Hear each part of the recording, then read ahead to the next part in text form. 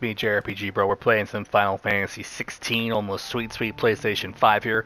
We're doing Final Fantasy mode. We're at the back end of the game, and we're wondering, man, why is it so hard to level up? I know quests and side quests and hunts give a nice chunk of experience points, but we're kind of at the point where it's like, well, we feel under leveled. A lot of our enemies are in the upper 70s, some in the low 80s, and we're only at level 76, right? You know, max level in Final Fantasy mode is level 100, right? Some of us want to hit that level 100 for that sweet, sweet dopamine rush, right?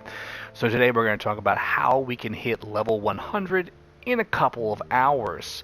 Now, first off, you unfortunately have to be at the end of the game. We have to be at the Kingdom of Waylude. I know, that really sucks. So the earliest we can do this is at Footfalls and Ash, which is main quest 62 or somewhere in that ballpark vicinity. It really does suck. So we want to be here at the Shadows, at the Shadow Coast entry spot. So we can actually do this at the beginning of that quest when we first get to Waylude. So we're going to follow this path up here and we're going to get into a small village.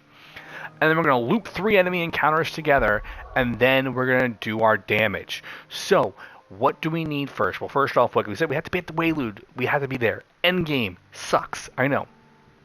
But there are some items that we would recommend equipping.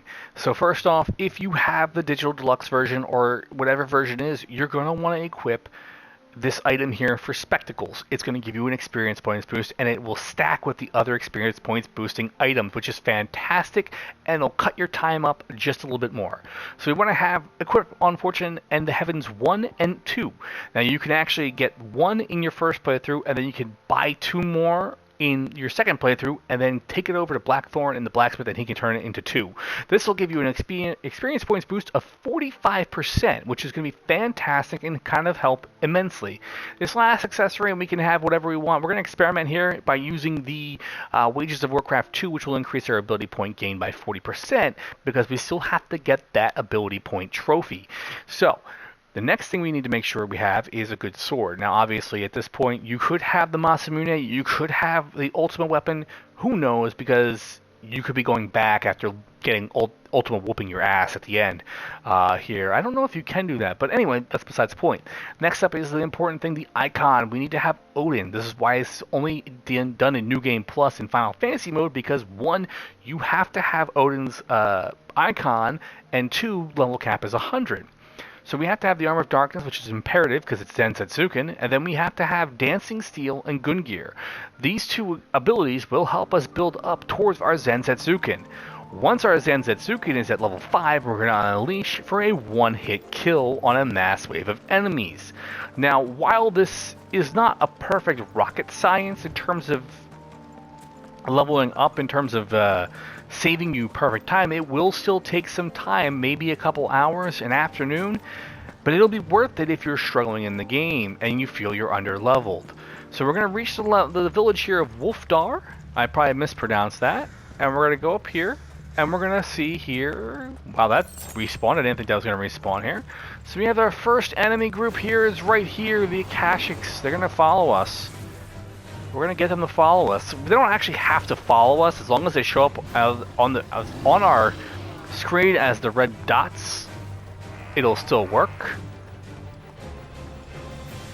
And we're going to kind of go over here. There's one last area. We don't have our Ring of Timely Evasion on, so we could die. Now we got our last group here. Turn on our Armor of Darkness. And we're going to see if our Dancing Steel works. So we actually landed it.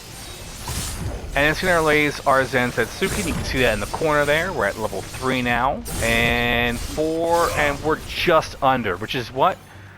It's fine. So we can actually just like regular attack here. There we go. We're at 5. Hold our square button and unleash our Densetsuken. Once the Densetsuken is unleashed, we let the cutscene go, and we just got 638,000 experience points and 448 ability points. Rinse, repeat over and over again, because we can just as easily go back to the quick travel, and we will be able to respawn the enemies. Rinse, repeat. You can get about 1.2 million experience points for every 2 trips, which means you'll need to do about 20 on average to level up. I know it sounds time consuming, but it takes just a couple of minutes just to do it. So within an hour, you'll probably be able to do 1 or 2 levels at a time. Thanks again for watching. I've been that JRPG Bro. Make sure you guys like, comment, and subscribe for more videos like this.